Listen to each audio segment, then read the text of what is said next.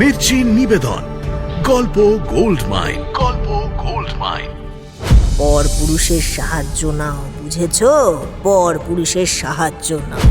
তাহলে এখনো আমার আংটিটা তোমার বাঁ হাতের অনামিকায় পরে আছো কেন শাহজাদি? একবার আমি ওই চোরটাকে বাগে পাই, শুধু ওর 14 গোষ্ঠী না আমি চিবিয়ে খেয়ে নেব। এখন দেখছি ফিরে এলে বটে, তবে গোলাপ হাতে নিয়ে নয়, জান হাতে নিয়ে। সে যদি বলে তুই মিথ্যে বলছিস, তাহলে কিন্তু তোর রক্ষে নেই। আমি নিজে হাতে তোর গর্দান নেব।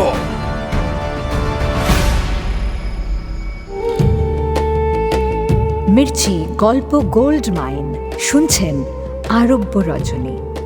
আজ শুনবেন তিনকুলজি বিশারদ।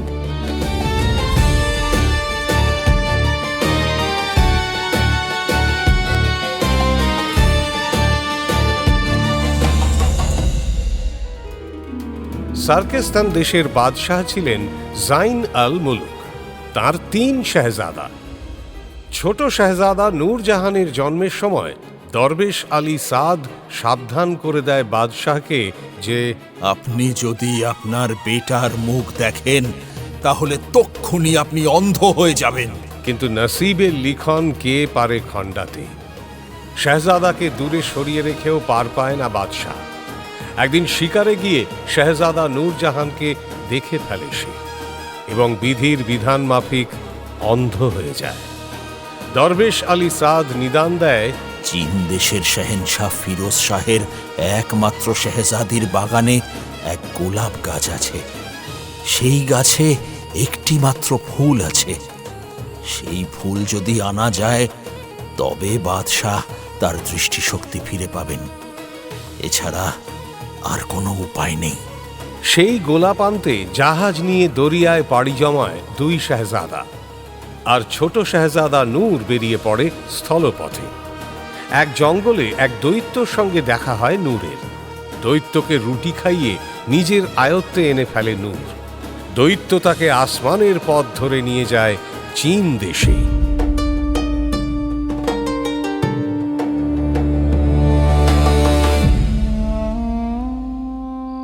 তারপর বলো বেগম, দৈত্য তো তাকে চীন দেশের শাহেনশাহ ফিরোজ শাহের একমাত্র শেহজাদির বাগানে নিয়ে যায়। গোস্তাকি মাফ হুজুর, বাগানে কোথায়? সে তো শাহজাদা নূরকে বাগানের প্রাচীরের ধারে নামিয়ে দেয়। ঠিক ঠিক, ওই বাগান পাহারা দেয় জিন সম্রাট জিনজিন। শাহজাদাকে কি দেখে ফেলে সে? হ্যাঁ, দেখে ফেলে। শাহজাদা ফটকের কাছে আসতেই জিন সম্রাট জিনজিন দেখে ফেলে শাহজাদাকে, আর তখনই আসমান কাঁপিয়ে বাজ পড়ে। তুফান আসে ধেয়ে, পাখিরা চিৎকার করে ওঠে ভয় আসমান জুড়ে। জমিন কেঁপে ওঠে। শাহজাদা নূর বিপদ আঁচ করতে পারে, বুঝতে পারে। না, এভাবে সুবিধা করা যাবে না। আমাকে এখান থেকে পালাতে হবে। সে যে পথে এসেছিল সেই পথেই ছোটে। ছুটতে ছুটতে দেখে দৈত্য তখনও বসে আছে। শাহজাদা ছুটে গিয়ে তাকে জাপটে ধরতেই সে আবার শোঁ করে আসমানে উঠে যায়। অনেকটা উঠে আবার নামতে শুরু করে। এবার সে নামে ওই বাগান থেকে অনেক দূরে এক প্রান্তরে। উফ, জোর বাঁচা বেঁচে গেছো। শুক্রিয়া দোস্ত, তুমি না থাকলে কি যে হতো আমার, হয়তো জানটাই চলে যেত।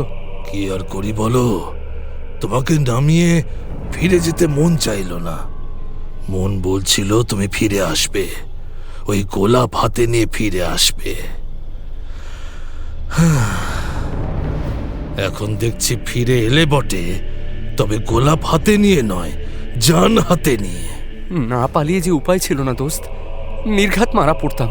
সে তো পড়তেই তো, যখন মরাটা হলোই না এ যাত্রায়, এখন তাহলে কি করবে? নিজের দেশে ফিরে যাবে নাকি আবার একবার মরার চেষ্টা করবে? দেশে ফিরতে চাও তো বলো, তোমাকে পৌঁছে দিতে পারি। না দোস্ত, আমি কসম খেয়ে বেরিয়েছি, হয় এই গোলাপ নিয়ে ফিরবো, নইলে আমি আর কোনোদিনও ফিরবো না। বুঝেছি, মানে মরবে। বেশ, তাহলে আমি আর এখানে থেকে কি করব? ফিরে যাই আমার ডেরায়, গিয়ে জঙ্গল পাহারা দিই বরং। ফেরা অবশ্য হয় না দৈত্যের। শাহেজাদা নূর দৈত্যর হাত টেনে ধরে। এতই যখন করলে তখন এটুকু তোমায় করতেই হবে দোস্ত। আমি কি করব? কিছু একটা ফিকির তোমায় বাতলে দিতেই হবে। ওই গোলাপ না পেলে যে আমার আব্বা কোনোদিনই আর চোখে দেখতে পাবে না দোস্ত। আব্বা দেখতে পাবে না কেন? শাহেজাদা নূর দৈত্যকে সব বলে। সেই তার জন্মের সময় দরবেশ আলী সাঁদের হুঁশিয়ারি, আম্মির তাকে নিয়ে জঙ্গলে চলে যাওয়া, বাদশার অন্ধ হয়ে যাওয়ার ঘটনা ও দরবেশ আলী সাদের নিদান পর্যন্ত সব কিছু। এমনকি তার আর দুই ভাই যে সমুদ্র পথে চীন দেশে রওনা দিয়েছে সেটাও সে জানায়। এই জন্যেই আমি কসম খেয়েছি, ফিরলে ওই গোলাপ নিয়েই ফিরবো, নইলে আর ফিরবো না। এত কিছু তো আমি জানতামই না। তুমি জানবে কি করে? আমি কি তোমায় বলেছি? তা অবশ্য ঠিক। তো এখন যখন জেনেই ফেলেছি তখন তো আর তোমাকে একা ছেড়ে যেতে পারি না। চলো আমার সঙ্গে, আমি একজনকে চিনি, সে তোমাকে কিছু বাতলে দিতে পারে। দৈত্য শাহেজাদা নূরকে আবার পিঠে চাপিয়ে হাজির হয় পয়গম্বর সুলেমানের বিবি বিলকিসের পুত্র মহামতি পালক পিতা শেখ আলীর কাছে। কুচবরণ বৃদ্ধ শেখ আলীর দুধবরণ চুলদাড়ি। শেখ আলী সব শুনে সেই দুধবরণ দাড়ি নেড়ে বলে, একমাত্র আল্লাহর উপর ভরসা রাখো বেটা, তিনি একমাত্র পারেন তোমাকে ওই বাগানে ঢোকার সুযোগ করে দিতে। তাহলে আমি এখন কি করব হুজুর? তোমার দিল যা চায়। আমার দিল তো আবার ওখানে যেতে চায়, আরেকবার ঢোকার চেষ্টা করতে চায় ওই বাগানে। বেশ, তাহলে আমার হাত দুটো ধরে ইয়াদ করো আল্লাহকে, চোখ বুজে তার কাছে প্রার্থনা করো। দুহাত বাড়িয়ে দেয় শেখ আলী। শাহেজাদা নূর শেখ আলীর দুহাত স্পর্শ করতেই কেঁপে ওঠে। অশান্ত মন শান্ত হয়ে যায় পলকে। সে চোখ বুজে আল্লাহকে স্মরণ করে এক মনে। হঠাৎ যেন তার হাতের মুঠো দুটো খালি খালি মনে হয়। চমকে চোখ খোলে শাহেজাদা নূর। দেখে সে দাঁড়িয়ে আছে শাহেজাদির বাগানের ভেতরে। তার সামনেই একটা গোলাপ গাছ। সেই গাছে একটি মাত্র গোলাপ ফুটে আছে। তার গন্ধে মম করছে চারিদিক। এটাই কি তাহলে সেই গোলাপ? হ্যাঁ, নিশ্চয়ই তাই, নিশ্চয়ই তাই। বাগানে তো আর দ্বিতীয় কোনো গোলাপ গাছ দেখছি না। শাহেজাদা নূর ফুলটা গাছ সমেত উপড়ে নেয়। চারদিকটা একবার দেখে নিয়ে হাঁটা লাগায় সে ফিরতি পথে। কিন্তু আমি এখন কোন পথে যাই? এত বড় বাগান, আচ্ছা ফাটকটা কোন দিকে তাও তো বুঝতে পারছি না। দুপা এগোতেই শাহেজাদা দেখে এক অপরূপ রূপসী মেয়ে একটা বড় গাছের ছায়ায় ঘুমিয়ে রয়েছে। এ কে? শাহেনশাহ ফিরোজ শাহের একমাত্র শাহেজাদি নয় তো? জি হ্যাঁ, শাহেনশাহ ফিরোজ শাহের একমাত্র শাহেজাদি লিলি। রোজ একবার তার এই বাগানে আসা চাই। ওই গোলাপ গাছটা আর ফুল তার বড় পেয়ারের। ওগুলোকে একবার না দেখে তার দিন কাটে না। প্রতিদিন সে নিয়ম করে বাগানে এসে তার গাছ আর ফুল দেখে যায়। সেদিনও তেমনি সে গাছ আর ফুল দেখতে এসেছিল বাগানে। কিন্তু হঠাৎ যে কি হলো, বড্ড নিন্দ এসে যায় তার, আর সেই গাছের ছায়ায় বসে ঘুমিয়ে পড়ে। হয়তো এটাই আল্লাহর মর্জি, নইলে যে শাহেজাদা ওই গাছ আর ফুলটা নিতে পারত না। কিন্তু এত খবর তো আর শাহেজাদা জানে না। সে শাহেজাদি লিলিকে দেখে মুগ্ধ হয়ে যায়। এদিকে ফেরার তারা, ওদিকে আবার শাহেজাদি ঘুমোচ্ছে। আচ্ছা, ওর ঘুম ভাঙানো কি আমার ঠিক হবে? একদম নয়, কিন্তু অপেক্ষায় বা করে কোন ভরসায়? শাহেজাদির ঘুম কখন ভাঙবে কিছু ঠিক আছে নাকি? এদিকে তাড়াতাড়ি ফিরতে হবে তো তাকে। শেষে নিজের হাতের আংটিটা শাহেজাদির আঙুলে পরিয়ে দেয় শাহেজাদা নূর। আবার বাগান থেকে বেরোনোর পথ খুঁজতে থাকে সে। আর তখনই দেখে এক বিদঘুটে চেহারার দৈত্য তার দিকে ধেয়ে আসছে। তাকে দেখে প্রচণ্ড ভয় পেয়ে যায় শাহেজাদা। না না না না, খবরদার খবরদার, আর এক পা এগোলে কিন্তু। কিন্তু কি ওই দৈত্যর চোখে চোখ রাখার হিম্মত আছে নাকি শাহজাদা নূরের? তাহলে কি পালাবে শাহজাদা? ভয় পাবেন না মালিক, আমি আপনার দাস জিন সুলতান জিনজিন। মহান খলিফা সুলতান সুলেমানের হুকুমে আমরা বংশ পরম্পরায় আপনার হাতের এই গোলাপ গাছ ও তার ফুলের পাহারা দিই। ওই গাছ আর ফুল যার অধিকারে থাকে সেই আমাদের মালিক। হুকুম করুন মালিক। নিজের কানকেই যেন বিশ্বাস করতে পারে না নূর। একটু আগেই যে তাকে মারার জন্য আক্রমণ করেছিল, এখন সে তার গোলাম। আমি যা বলবো তুমি তাই করবে? একবার হুকুম করুন। তাহলে তাহলে আমাকে দয়া করে এই বাগানের বাইরে যাওয়ার পথটা দেখিয়ে দাও। আপনি চাইলে আপনাকে বাইরে নিয়েও যেতে পারি, আর যদি আপনি বাড়ি ফিরতে চান তাহলে সেখানেও পৌঁছে দিতে পারি। তুমি আমার বাড়ি চেনো? সার্কাস্তানের রাজপ্রাসাদ তো। জিন সম্রাট জিনজিনের দৌলতে চোখের পলকে সার্কিস্তানের শাহী কিল্লাতেই একেবারে এসে উপস্থিত হয় নূর। ফুল সমেত গাছটা অন্ধ বাদশাহ জৈন আল মুলুকের হাতে তুলে দিতেই বাদশাহ দৃষ্টিশক্তি ফিরে পান। আমি দেখতে পাচ্ছি, আমি সব দেখতে পাচ্ছি বেগম, আমি সব দেখতে পাচ্ছি। তোমায় তোমায় লাখ লাখ শুক্রিয়া আল্লাহ, লাখ লাখ শুক্রিয়া। আমি সব দেখতে পাচ্ছি বেগম। বেটা, বেটা, এই কি আমার বেটা নূর, নূরজাহান? ফুলের দৌলতে অভিশাপ মুক্ত হয়। দু চোখ ভরে নিজের বেটাকে দেখে বাদশাহ। খুশি হয়ে বাদশাহ তার অর্ধেক সালতানিয়াতের সুলতান করে দেয় শাহজাদা নূরকে। সে তো ঠিক আছে বেগম, কিন্তু তুমি যে বলেছিলে এটা প্রেমের গল্প, এখানে প্রেম কোথায়? এইবার আসছে হুজুর। নায়ক সার্কিস্তানে তার নায়িকা পড়ে আছে চীন দেশে, পড়ে পড়ে ফুঁসছে। একবার আমি ওই চোরটাকে বাগে পাই শুধু, ওর 14 গুষ্টি না আমি চিবিয়ে খেয়ে নেব। এত দূর থেকে কি আর প্রেম ভালোবাসা হয়? দুজনকে কাছাকাছি আসতে হবে তো। কাছে আসতে হবে, মাথা ঠান্ডা করতে হবে, তবে না মহব্বতের ভাব জাগবে মনে। এদিকে নায়িকাকে তো আর আব্বা ঠান্ডাই করতে পারছে না। শান্ত হ বেটি, শান্ত হ, মাথা ঠান্ডা কর, পাগলামি করিস না। পাগলামি? আমি পাগলামি করছি? আচ্ছা, তুমি এমন কথা বলতে পারলে আব্বা? আমাকে তুমি পাগল বলতে পারলে? তোর পাগলি, আমি কি তা বলতে পারি নাকি? হ্যাঁ, শাহজাদি রাগে সত্যি পাগল হয়ে যায়। তার আব্বা এদিক সেদিক চর পাঠায়, কিন্তু 3-3টে মাস পার হয়ে যায়, তবু গোলাপ চোরের খবর আসে না। তবে এসে পড়ে বাদশাহ জৈন আল মুলুকের 2 শাহজাদা, সেই গোলাপ চোরের বাকি 2 ভাই। তারা সরাসরি চীন শাহেনশাহ ফিরোজ শাহের দরবারে হাজির হয়। হুজুর, আমাদের আব্বা বাদশাহ জাইন আল মুলুক এক মর্মান্তিক দুর্ঘটনায় অন্ধ হয়ে গেছেন। আপনার শেহজাদির বাগানে এক বিশেষ গোলাপ ফুল আছে, একমাত্র সেই ফুলই পারে আমাদের আব্বার দৃষ্টিশক্তি ফিরিয়ে দিতে। গোলাপ ফুল? শাহেনশাহ ভাবে এই গোলাপ ফুলের খবর এরা পেল কি করে? এটা দরবেশ আলী শাদ আমাদের দিয়েছেন। কিন্তু গোলাপ ফুল যে চুরি হয়ে গেছে। চুরি হয়ে গেছে? ফুলটাই যখন চুরি হয়ে গেছে, তখন তো আর চীন দেশে পড়ে থেকে লাভ নেই।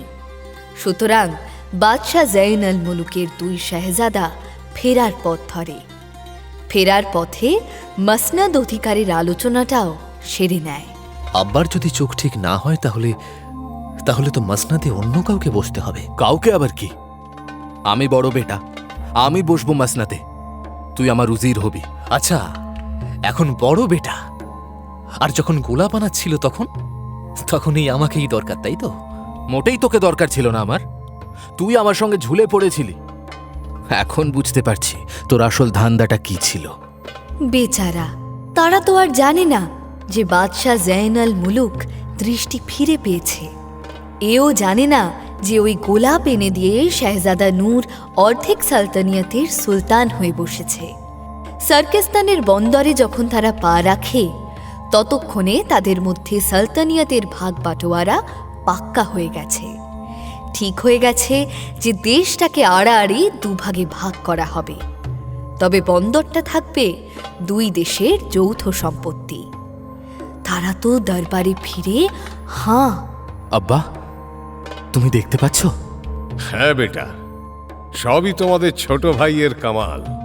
কামাল মানে কি কামাল?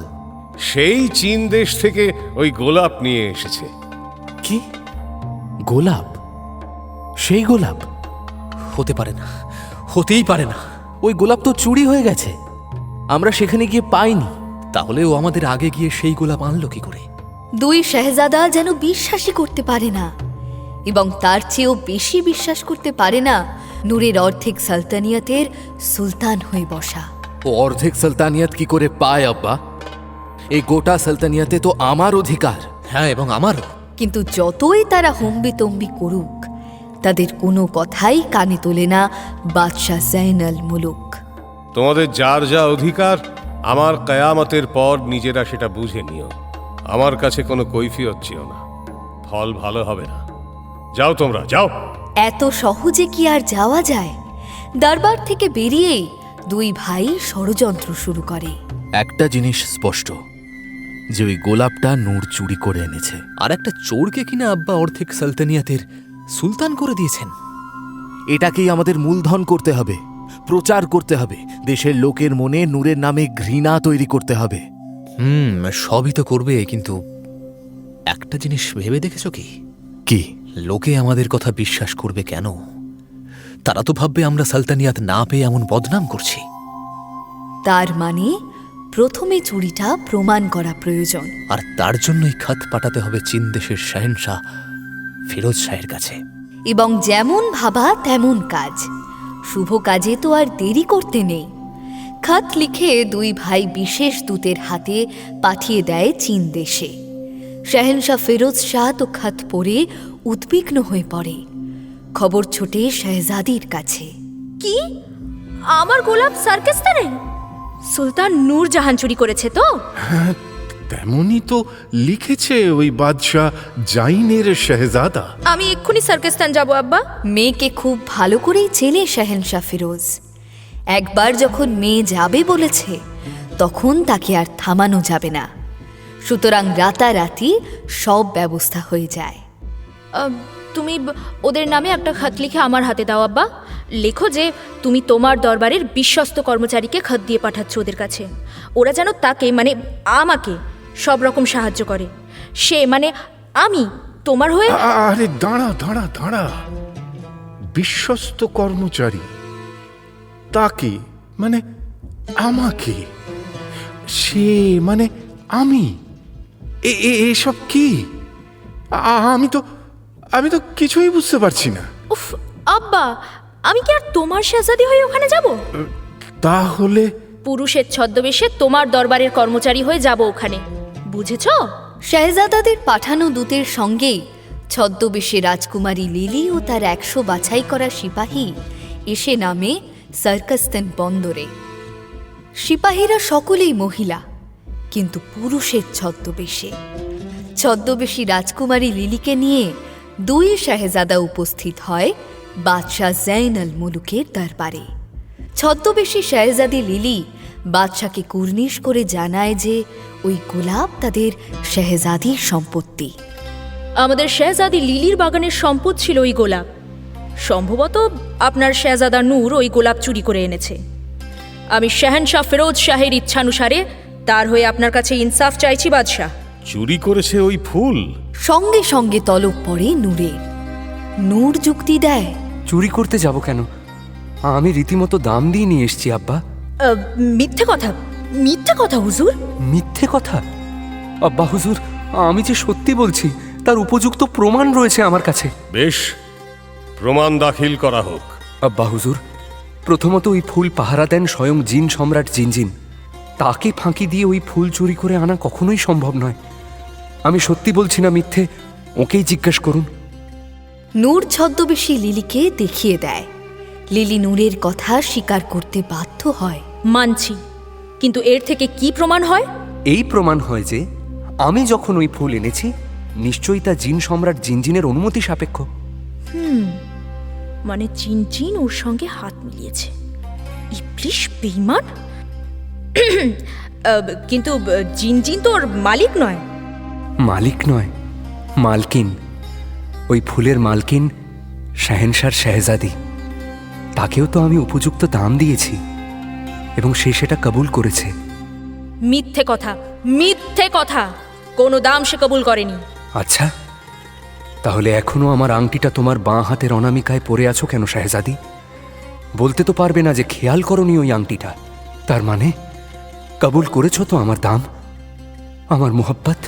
চমকে ওঠে শেহজাদি লিলি, থমকে যায় সকলে। ওই আংটিটা তো প্রথম সেই দিনই ঘুম ভেঙে দেখেছিল শেহজাদি। ফুলটা যে চুরি গেছে সেটা দেখার আগেই দেখেছিল, অবাক হয়েছিল দেখে। তারপর থেকে সে আংটিটা তার হাতেই রয়ে গেছে অন্য আংটিগুলোর সঙ্গে। গোলাপের দুঃখে আর খোলা হয়নি সেটা। আমার চোখকে ফাঁকি দিতে পারবে না শেহজাদি, আমি তোমাকে চিনে ফেলেছি। ভরা দরবারে শেহজাদি লিলিকে একেবারে বেনাকাব করে ছাড়ে সুলতান নূর। হার মানতে বাধ্য হয় শেহজাদি। লজ্জায় সে বাদশাহ জৈন আল মুলুকের দরবার থেকে পালিয়ে যায়। দেশে ফিরতেই শাহেনশাহ ফিরোজ ছুটে আসে মেয়ের ফেরার খবরে। মেয়ের কাছে জানতে চায় সেই চোর ধরা পড়ল কিনা। আর গোলাপটা গোলাপটা গোলাপটা উদ্ধার করতে পারলি? সেটা কোথায়? সেটা পেলে তো আনবো। তুমি জানো না আব্বা, এই চোরটা ভারী বদমাইশ। সুলতান নূরজাহানের উপর বিরক্তই হয় শেহজাদি। তাহলে ওকে আমি শাদি করব কি করে সুলতান জিনজিন? আমি যে ওকে ছাড়া বাঁচতে পারবো না। এ আর এমন কি মালিক, আপনি তার এই সাধের গোলাপটা তাকেই উপহার দিন, তাহলেই সে খুশি হয়ে যাবে। ভালোই ফিকির বাতলায় সুলতান জিনজিন। সুলতান জিনজিনই সুলতান নূরকে এনে হাজির করে শেহজাদি লিলির অন্দর মহলে। তখন অনেক রাত, সবাই ঘুমিয়ে পড়েছে। নূরকে দেখে তো তেলে বেগুনে জ্বলে ওঠে শেহজাদি লিলি। সিপাহী, রক্ষী, কে আছিস? এক্ষুনি এটাকে কয়েদ কর। সুলতান জিনজিন যে সবার চোখের পাতায় খোয়াব ঠেলে দিয়েছে। সকলে চোখ বুজে দেখছে সেই স্বপ্ন, একটাই স্বপ্ন। এক শাহেজাদা একটা গোলাপ গাছ নিয়ে হাজির হয়েছে এক শাহেজাদির শোয়ার ঘরে। সেই গাছে একটাই মাত্র ফুল রয়েছে। সেই ফুল ফোটা গাছটা শাহেজাদির দিকে এগিয়ে শাহেজাদা জিজ্ঞেস করছে, তুমি আমায় বিয়ে করবে শাহেজাদি?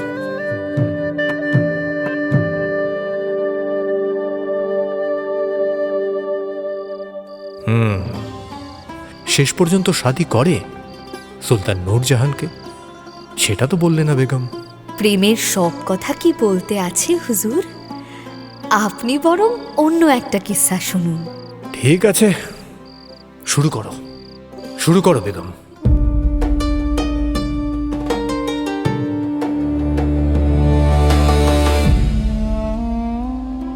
এই কাহিনীটা 3 কুলজি বিশারদকে নিয়ে। কুলজি বিশারদ?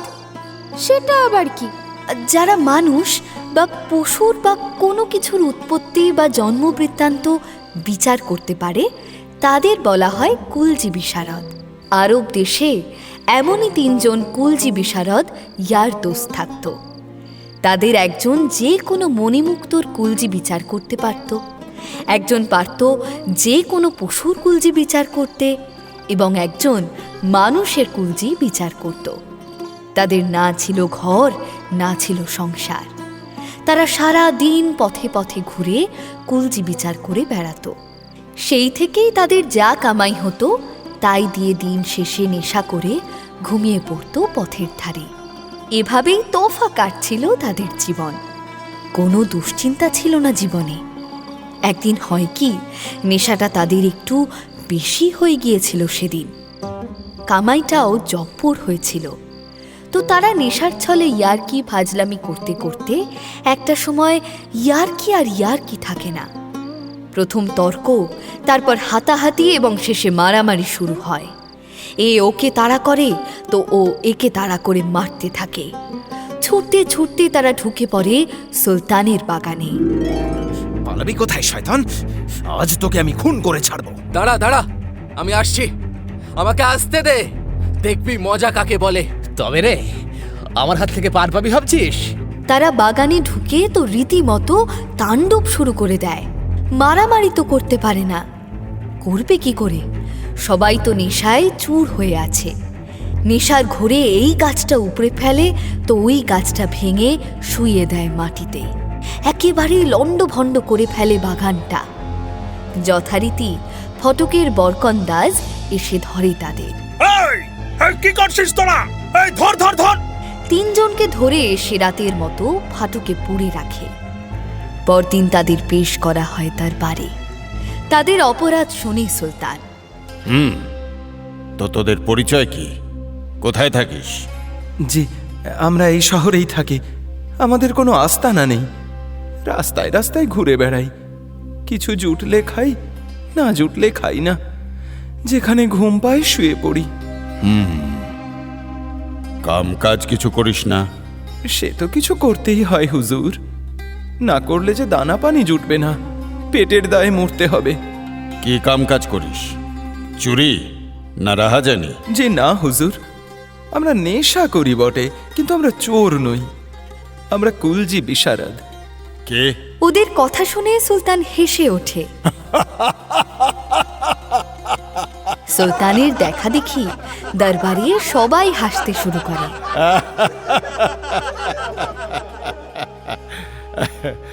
দেখো উজির, দেখো, এরা বলে কিনা কুলজি বিশারদ। বিশারদ, বিশারদদের এই শ্রী। হুজুর, সুযোগ পেলে আমরা প্রমাণ করে দিতে পারি। কি প্রমাণ করবি? কি প্রমাণ করবি শুনি? জি, আমি যে কোনো মণিমুক্ত দেখে বলে দিতে পারি সেটা আসল না নকল। তার কিমতও বলে দেব। আচ্ছা, আর ওই দুজন বুঝি তালি বাজাবে সেটা শুনে? জি না, আমার এই দোস্ত যে কোনো প্রাণী দেখে তার কুল, তার জন্ম বৃত্তান্ত বলে দেবে। আর ওই দোস্ত যে কোনো লোককে দেখে বলে দেবে তার জন্ম বৃত্তান্ত। আপনি পরীক্ষা করে দেখতে পারেন হুজুর। কথা শুনে হঠাৎ গম্ভীর হয়ে যায় সুলতান। সভার সকলের দিকে একবার চোখ বুলিয়ে নেয়। সকলের চোখেই অবিশ্বাসের ছাপ। ওজির, হুকুম দেয় সুলতান। ওদের ফাটকে আটকে রাখো। আমি ওদের পরীক্ষা নেব একে একে। শোন, তোরা যদি পরীক্ষায় সফল হতে পারিস তাহলে তোদের আমি দরবারে চাকরি দেব। আর যদি দেখি সব ভড়ং, শুধুই লোক ঠকানোর ফিকির, তাহলে কিন্তু গর্দান নিয়ে ছাড়ব। সুলতানের নির্দেশে 3 দোস্তকে আবার ফাটকে বন্দি করে রাখা হয়। 3 দোস্তের তো পোয়া 12, মাথার ওপরে ছাদ, দুবেলা খানা, আর কি চাই? ফাটকের রক্ষীদের জন্মবৃত্তান্ত বলে রাতে একদলা আফিংয়েরও ব্যবস্থা করে ফেলে তারা নিজেই। বেশ আনন্দে দিন কাটতে থাকে তাদের। হঠাৎ একদিন প্রথম দোস্তকে ডেকে পাঠায় সুলতান। সালাম হুজুর। ও এসেছিস, এদিকে আয়। দোস্তকে নিয়ে যাওয়া হয় একটা ঘরে। সেই ঘরে সুলতান, উজির আর জনাতিনিক সিপাহী রয়েছে। তার ঘরের মাঝে একটা মেজ, উপরে রাখা একটা প্রকাণ্ড হিরে। হিরেটা দেখিয়ে সুলতান বলে, দেখি তোর কেরামতি। এই হিরেটার দাম কত হবে বল দেখি। জি, তবে তার জন্যে আমাকে একবার ছুঁয়ে দেখতে হবে হিরেটা। যদি অনুমতি দেন তবে। ছুঁয়ে দেখ? শুধু ছুঁয়ে কেন, হাতে নিয়েও দেখতে পারিস। জি শুক্রিয়া হুজুর, হাতে নেওয়ার দরকার নেই। প্রথম দোস্ত গুটি গুটি এগিয়ে হিরেটায় ডান হাতের কড়ি আঙুলটা ছোঁয়াতেই লাফিয়ে ওঠে। হায় আল্লাহ! কি হলো রে? হিরে বুঝি ঝটকা মারছে? ঝটকা মারবে কি হুজুর? ওটা তো একটা নকল হিরে। একটা কাঁচের টুকরো। কে? সুলতানের জন্য হিরেটা সওগাত এসেছে বেগমের আব্বা হুজুরের বাড়ি থেকে। সেই হিরে নকল। স্পর্ধা তো কম নয় তোর। এক্ষুনি ওর গর্দান না উজির। হুজুর শান্ত হন, হুজুর শান্ত হন। আর একবার পরখ করে দেখলে ক্ষতি কি? হতেও তো পারে যে ও ঠিকই বলছে। সুলতান ভাবে উজিরের কথায় যুক্তি আছে, কিন্তু পরখ করবে কি করে? পথ বাতলে দেয় প্রথম দোস্তি। হুজুর, এটা কাঁচের টুকরো, এটাকে আপনি আগুনে ফেলুন, এটা গলে যাবে। আসলি হিরে কিন্তু আগুনে গলে না হুজুর। আপনি যে কোনো জহুরিকে ডেকে জিজ্ঞেস করতে পারেন। সুতরাং সেই ঘরের মাঝেই আগুন জ্বালানো হয়, তার মধ্যে সেই হিরেটাকে রাখা হয় এবং তার চোখ বাদ হিরেটা গলতে শুরু করে। উজির, এ কি দেখছি? বেগমের বাপের বাড়ি থেকে নকল হিরে ভেট পাঠিয়েছে আমাকে। এ যে আমাকে অপমান করা। তেমন কেন ভাবছেন হুজুর? এমনও তো হতে পারে যে তাঁরাও হয়তো প্রতারিত হয়েছেন। হতেই পারেন, হিরে জহরতের ব্যাপার বলে কথা। সুতরাং সুলতান এ নিয়ে আর মাথা ঘামান না। সেদিন থেকেই প্রথম দোস্তের চাকরি হয়ে যায় সুলতানের তোষাখানায়। আর বন্ধুকে ফিরতে না দেখে বাকি দুই বন্ধু ফাটুকে ভয়ই মরে আর কি। কি হলো বলতো? ওকে নিশ্চয়ই সুলতান গর্দান দিয়েছেন। কিন্তু হিরে জহরতের মামলায় তো ওর জুড়ি মেলা ভার। তাহলে কি কোনো ভুল বোঝাবুঝি হয়েছে? আমার মনে হয় তাই। কিন্তু আমাদেরও আবার এমন দশা হবে না তো রে? এমন নানা আশঙ্কায় যখন তাদের নিন্দ ওড়ার জোগাড়, ঠিক তখনই ডাক পড়ে দ্বিতীয় দোস্তের। তাকে নিয়ে যাওয়া হয় প্রাসাদের উঠোনে। সেখানে একটা চমৎকার আরবি ঘোড়া দাঁড়িয়ে। সেটা দেখিয়ে দ্বিতীয় দোস্তকে জিজ্ঞেস করে সুলতান, এই ঘোড়াটার সম্পর্কে তোর কি মত? জাতটা ঠিক আছে তো? দ্বিতীয় দোস্ত আর চোখে এক ঝলক দেখে নেয় ঘোড়াটাকে। কিন্তু কি বলবে সে? সত্যি কথা বললে যদি তার গর্দান যায়? দোনামোনা করতে থাকি সে। ধমক দেয় সুলতান, কিরে চুপ করে আছিস কেন? জি, এমনিতে এর বাপের দিক থেকে ঠিক আছে হুজুর, কিন্তু এর মার একটু খানদানের দোষ আছে হুজুর। কি? এর মায়ের একটা বংশের দোষ মানে? স্পষ্ট করে বল। হুজুর, অপরাধ নেবেন না। আপনাকে তো মিথ্যে বলতে পারি না। ওর মা কিন্তু ম্লেচ্ছ। হ্যাঁ, সিন্ধু ঘটকের বংশের ছোঁয়া আছে ওর মায়ের শরীরে। সুলতানের চিৎকারে কেঁপে ওঠে সকলে। ঘোড়া বিক্রেতার খোঁজ পড়ে তখনই। কিছুক্ষণের মধ্যেই ঘোড়া বিক্রেতা কাঁপতে কাঁপতে এসে দাঁড়ায় সুলতানের সামনে। এত বড় সাহস তার! সে একটা জালি ঘোড়া বিক্রি করেছে সুলতানকে।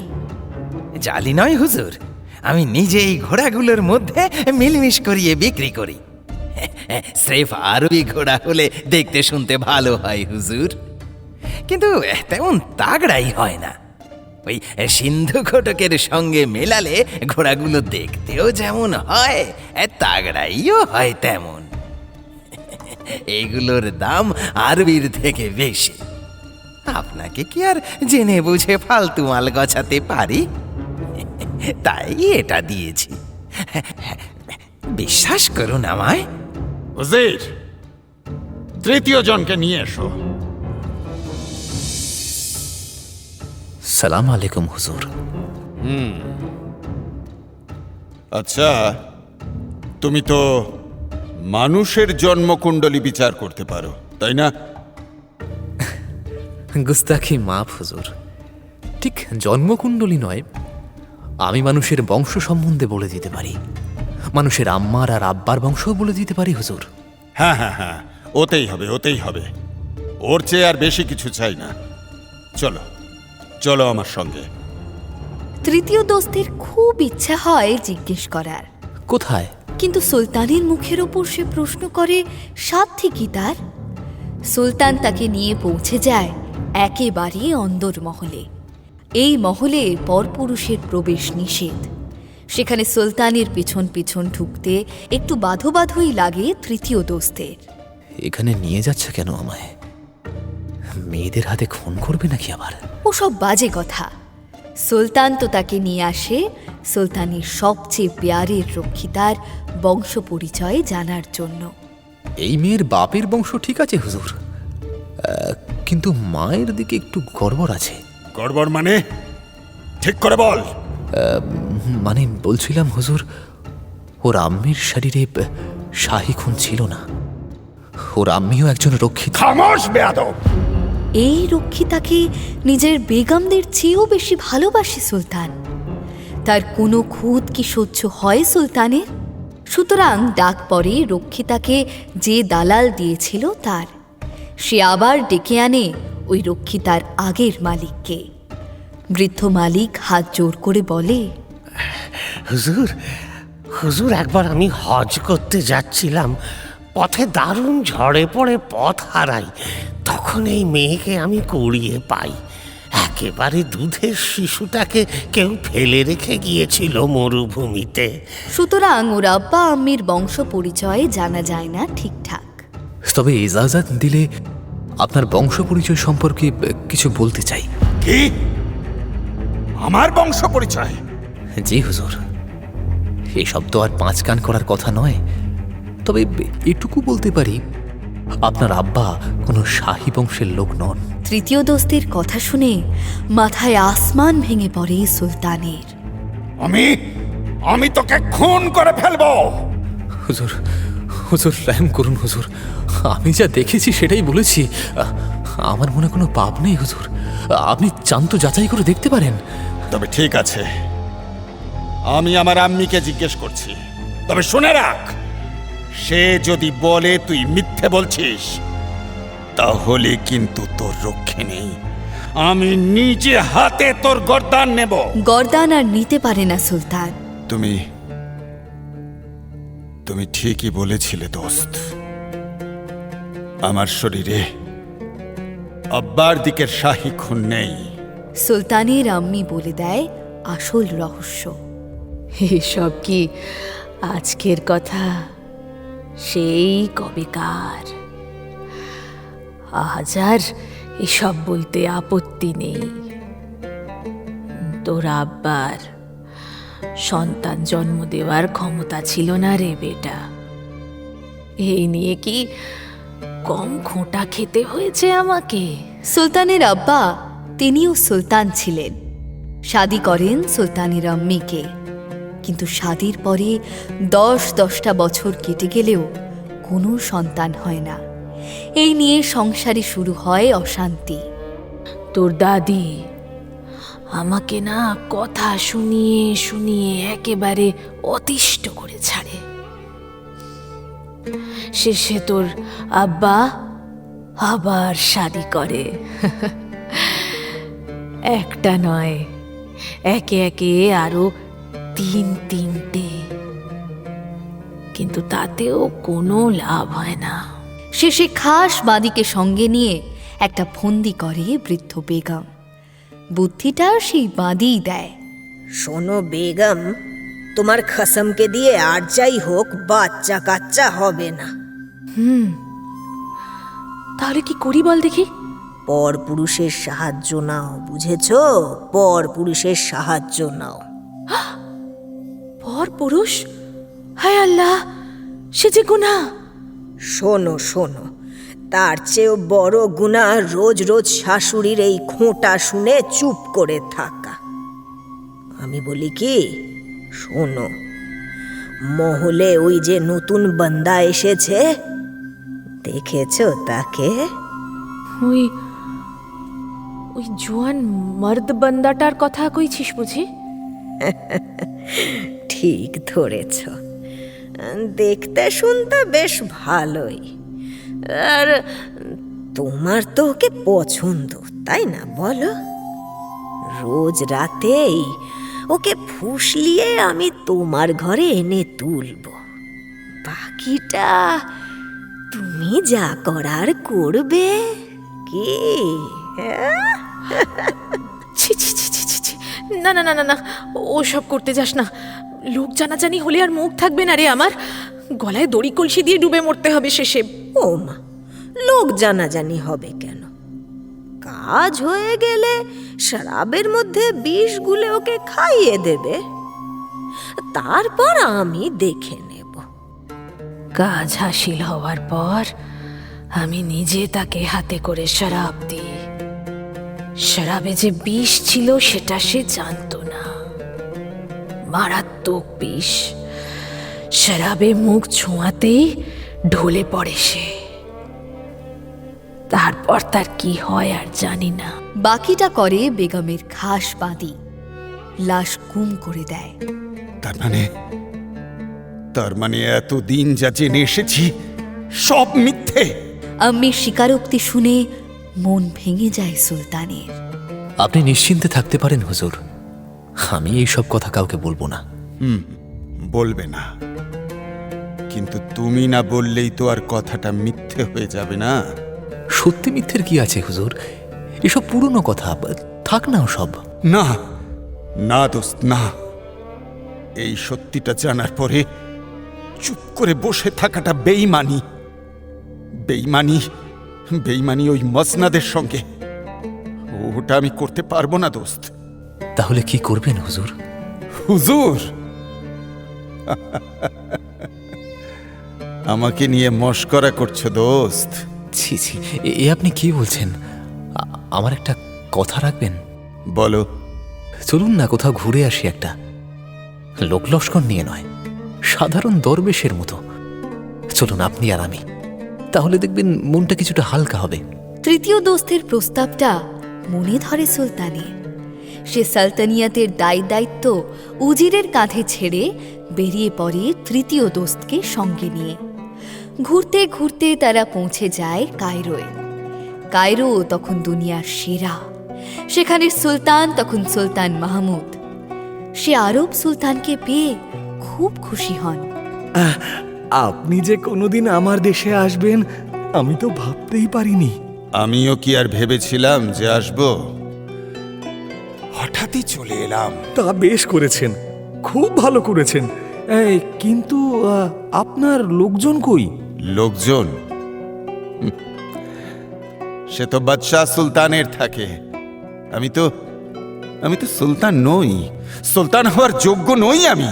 আরব সুলতানের কথায় সুলতান মাহমুদ বুঝতে পারে কিছু একটা ঘটেছে। সে সুলতানকে তখনের মতো আর ঘাঁটায় না। পরে নির্জনে আরব সুলতানকে প্রশ্ন করে, আপনার কি হয়েছে বলুন তো, অবশ্য যদি আপনার আপত্তি না থাকে। না না না, আপত্তির আর কি আছে? ল্যাংটার আবার চুরির ভয়? নিজের জন্ম বৃত্তান্ত সুলতান মাহমুদকে আগাগোড়া শোনায় আরব সুলতান। ও এই ব্যাপার, তা এই নিয়ে আপনি এত মুষড়ে পড়েছেন? তাহলে আমাকে কি বলবেন? আপনার তো তবুও বংশগতভাবে সুলতান হওয়ার কিছু যোগ্যতা আছে, আমার তো তাও নেই। নেই মানে? অবাক হয় আরব সুলতান। সুলতান মাহমুদ বলে, মানে আপনি তো তবুও বাদশাহ পরিবারে মানুষ হয়েছেন, আর আমি কি ছিলাম? দরবেশ। জীবনের প্রথম পর্যায়ে সুলতান মাহমুদ ছিল এক দরবেশ। শাহী খানদানের সঙ্গে তার কোনো সম্পর্ক ছিল না। তার আব্বা ছিল ভিস্তি, শহরের ঘরে ঘরে পানি দেওয়ার কাজ করত। সে কাজ আমিও করেছি এককালে। হাতে পায়ে বড় হবার পরেই আমার আব্বাই আমাকে সেই কাজে লাগিয়েছিলেন। ছাগলের চামড়ার বড় একটা মশক ছিল আমার। পানি ভরলে সেটা এত ভারী হয়ে যেত যে আমি বইতে নাকাল হয়ে যেতাম। পানি নিয়ে সারা দিন ছুটে বেড়াতো যুবক মাহমুদ শহরের এ প্রান্ত থেকে ও প্রান্ত। আসলে ছোটবেলা থেকেই আমার আল্লাহর প্রতি কৌতূহল ছিল, আর ওই পানির কারবার করতে করতেই সাগরেদরাও জুটে যায়। শেষে একদিন ওইসব ছেড়ে ছুড়ে আমি দরবেশ হয়ে পথে নামি। ঘর ছাড়ে যুবক মাহমুদ। হাতে ভিক্ষার পাত্র নিয়ে পথে পথে আল্লাহর নাম গান গিয়ে বেড়াতে শুরু করে সে। কিন্তু দরবেশের জীবন যে কি কষ্টের সে আর কি বলবো আপনাকে। যাদের হাতে কলমে অভিজ্ঞতা নেই তাদের বোঝানো দায়। সারা দিন পথে পথে ঘুরে ক্লান্ত হয়ে পড়তাম, গলা বুজে আসতো, আওয়াজ বেরোতো না, আর তাও দুটো দিরহাম ঠিকঠাক জুটত না। দিন শেষে শুকনো রুটি পানি দিয়ে গিলে পেট চেপে শুয়ে পড়তাম মসজিদের দাওয়ায়। মাঝে মাঝে যখন শরীর খারাপ হতো তখন তখন বড্ড আম্মির কথা মনে পড়তো। এভাবেই চলছিল মাহমুদের জীবন। একদিন হঠাৎ বরাত খুলে যায় তার। আর একদিন অনেকগুলো দিরহাম ভিক্ষা পেয়ে যাই। দিরহামগুলো পেয়ে তো আমার মন নেচে ওঠে। আমি সঙ্গে সঙ্গে বাজারে ছুটি। অনেকদিন ভালো মন্দ কিছু খাওয়া হয়নি। আসলে শুকনো রুটি খেয়ে খেয়ে জিভে তো চড়া পড়ে গিয়েছিল। কিন্তু বাজারে গিয়ে দেখি আজব কাণ্ড। লোকজন এক জায়গায় ভিড় করেছে। ভিড় ঠেলে এগিয়ে দেখি একটা বাঁদরকে নিয়ে সবাই পড়েছে। বাঁদরটাকে নিয়ে নানা রকম কর্তব্য দেখাচ্ছে বাঁদরের মালিক। আসল উদ্দেশ্য বাঁদরটাকে বিক্রি করতে চায়। কিন্তু কে কিনবে? যারা ভিড় করেছে তাদের নিজেদের পেট চালাতেই না বিশ্বাস উঠে যায়, তারা আবার শখ করে বাঁদর পুষবে।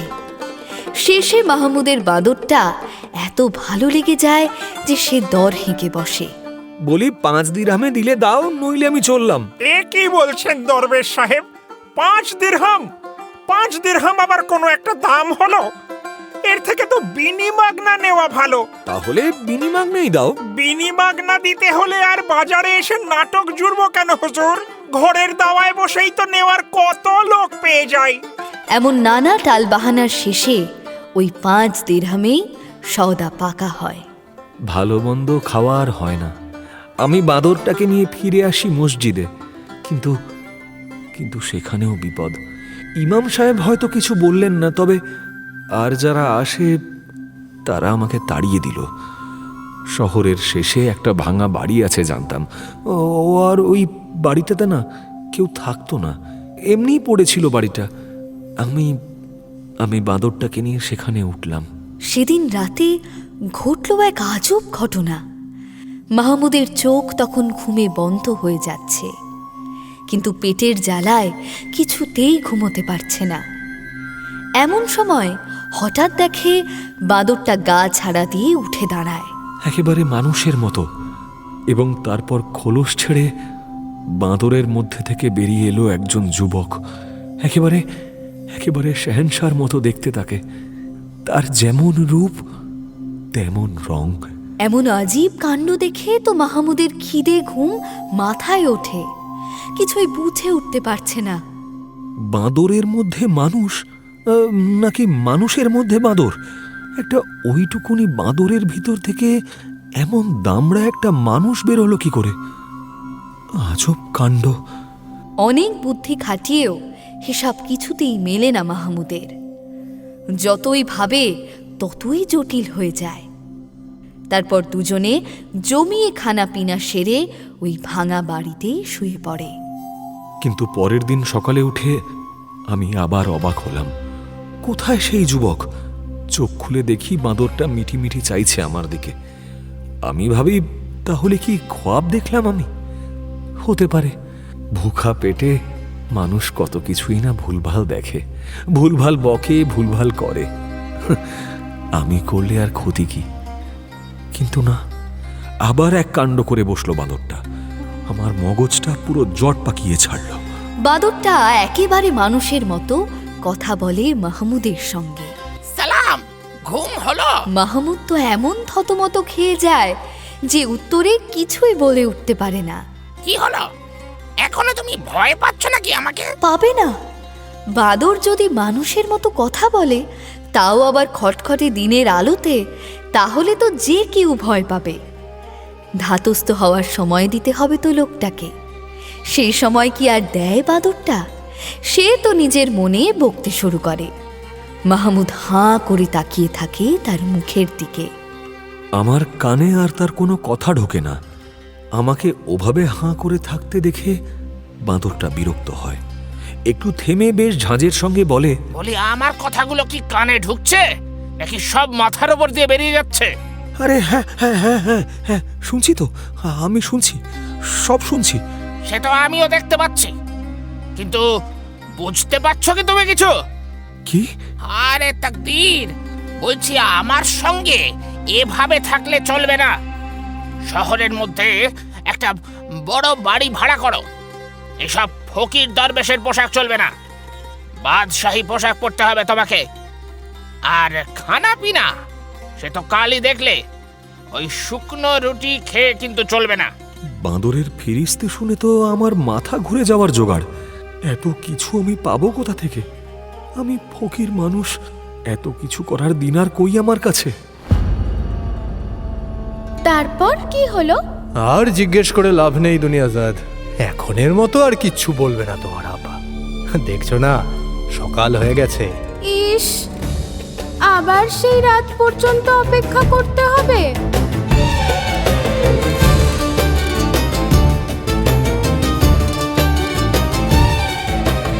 অপেক্ষা তো করতেই হবে, অপেক্ষাতেও যে মজা আছে সেটা না হলে গল্প যে জমবে না। সুতরাং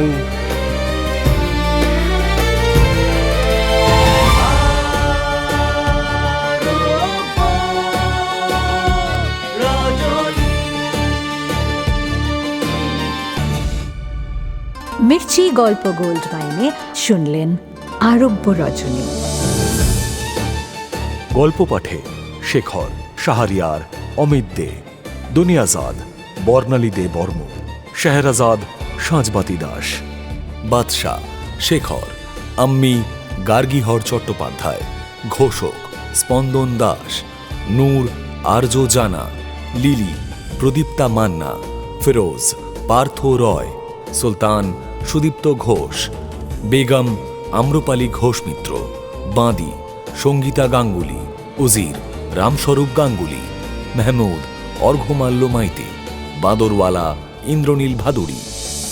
নাট্যরূপ শিবাশিস বন্দ্যোপাধ্যায়, নাট্যরূপ সহায়তা শুদ্ধ সত্য দাশগুপ্ত, শব্দগ্রহণ ও আবহ সত্যজিৎ সেন, শব্দ পরিকল্পনা ও মিশ্রণ সব্যসাচী মুখার্জি, পরিচালনা শাওলি মজুমদার, সৃজনশীল পরিচালনা ইন্দ্রাণী চক্রবর্তী, প্রযোজনা প্যাস্টেল এন্টারটেইনমেন্ট।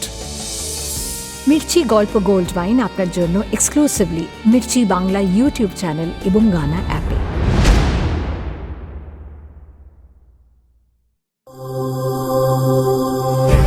মির্চি নিবেদন গল্প গোল্ড মাইন।